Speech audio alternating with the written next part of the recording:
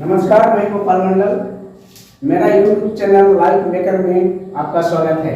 आज मैं क्लास 9, 10, 11, 12 और बीएससी का छात्रों के लिए कुछ मैं आसान तरीकों से, बहुत सरल तरीकों से मैं तत्व के बारे में बताने वाला हूँ। विद्यार्थी को तत्व क्या है ये समझ में नहीं आता है, तो आज मैं समझाता हूँ और आप लोग को शायद समझ में आ जाएगा। अब देखेंगे कि दोस्तों कि तत्व क्या है, और तत्व जब तक नहीं समझेंगे तब तक केमिस्ट्री का समझना बहुत मुश्किल है। तत्व से ही केमिस्ट्री का शुरुआत होती है, और तत्व को ही नहीं समझ में आए तो फिर केमिस्ट्री आगे चलकर समझ में नहीं आएगा।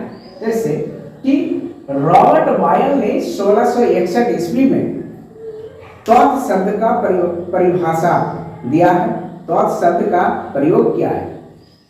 फिर फ्रांस के रसायनज्ञ एंटोनी लॉरेंट लवाइजिए सन 1743 से सन 1794 ईस्वी में सबसे पहले तत्व की परिभाषा को प्रयोग द्वारा प्रतिपादित किया है। यानी प्रयोग द्वारा ये सिद्ध किया है, प्रमाणित करके बताया है कि तत्व क्या है। अब हम देखते हैं कि तत्व का परिभाषा क्या है।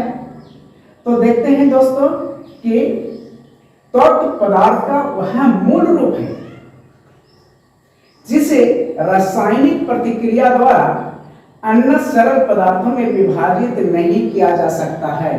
यानी पदार्थ वह, यानी तत्व पदार्थ का वह मूल रूप है, सबसे छोटा, सबसे अंतिम रूप है, जिसे किसी भी रासायनिक प्रतिक्रिया द्वारा, किसी भी रासायनिक गतिविधियों द्वारा, किसी भी रासायनिक प्रयासों के द्वारा उन्हें अन्य सरल पदार्थों में नहीं तोड़ा जा सकता है, नहीं छोटा और किया जा सकता है। यानी वह पदार्थ का सबसे अंतिम और सबसे छोटा हिस्सा होता है, जिसे हम तत्व कहते हैं।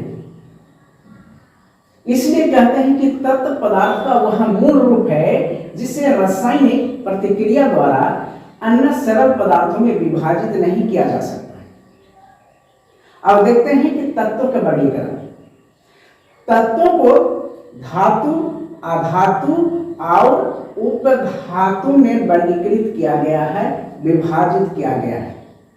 यानी तत्व जो है हमको 3 रूप में पाए जाते हैं, या तो धातु के रूप में पाए जाते हैं, या तो अधातु के रूप में पाए जाते हैं, या तो उपधातु के रूप में पाए जाते हैं। अब हम देखते हैं कि यदि धातु के रूप में पाए जाते हैं तो धातु क्या है, धातु का गुण क्या है, उसे हम देखेंगे। तो देखेंगे कि धातु का पहला गुण, तो धातु जो होता है, धातुओं में चमक होती है। दूसरा, ये ताप और विद्युत का सुचालक होता है, इससे ताप और विद्युत संचालित होता है, प्रभावित हो सकता है। तीसरा, ये तन्य होती है, तन्य का अर्थ होता है जिससे हम तार बना सकते हैं। यानी धातु यदि है तो उससे तार बनेगा, यानी तार बना सकते हैं, इसलिए उसे कहते हैं कि तन्य होती है।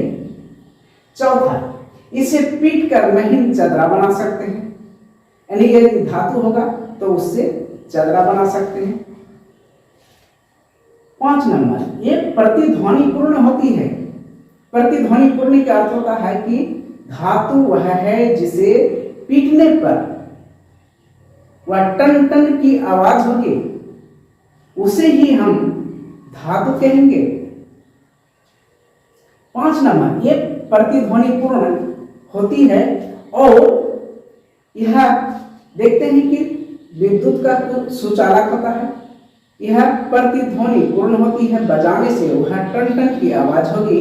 इसे तार बना सकते हैं, इसे चदरा बना सकते हैं, इसमें चमक होती है, इसलिए इसे हम धातु कहते हैं। धातु में ऐसा, यानी जो धातु होगा उसे उसमें इतना सारा गुण पाया जाएगा, तो समझ लेना है कि यह धातु है। जैसे सोना, चांदी, लोहा, तांबा, सोडियम, पोटासियम, ये सारे धातुओं का उदाहरण है।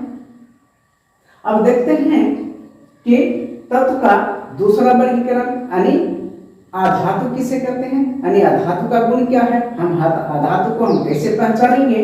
तो देखते हैं कि आधातु के गुण। पहला गुण, आधातु विभिन्न रंगों की होती है।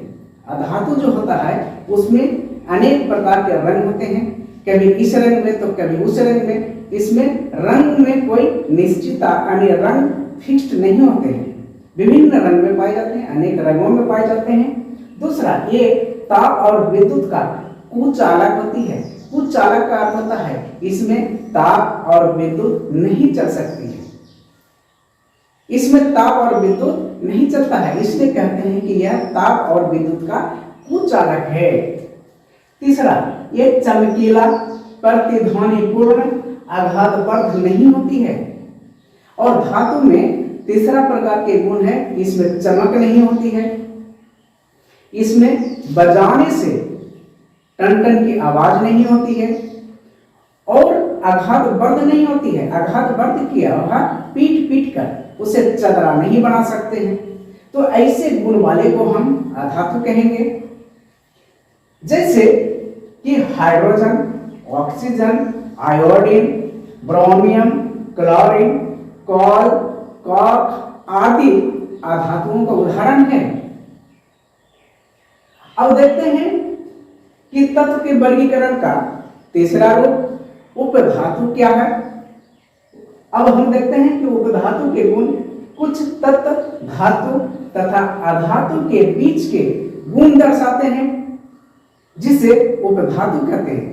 यानी धातु और अधातु के बीच के जो गुण होता है उसे अधातु कहते हैं, सॉरी उपधातु कहते हैं। यानी उसमें ना पूर्ण रूप से धातु का गुण होता है, ना पूर्ण रूप से अधातु का गुण होता है। यानी कुछ धातु के भी गुण होते हैं, कुछ अधातु के भी गुण होते हैं। तो ऐसे गुण वाले, ऐसे गुण दर्शाने वाले जो तत्व होते हैं उसे उपधातु कहते हैं। जैसे बोरन, सिलिकॉन, जर्मेनियम आदि। तो दोस्तों, आज तक कहीं दूसरे क्लास में फिर दूसरा विषय लेके हाजिर होंगे, और कोशिश रहेगा कि मैं बहुत आसान भाषा में और आसान तरीकों से आप लोगों को मैं समझा सके। जय हिंद, जय भारत।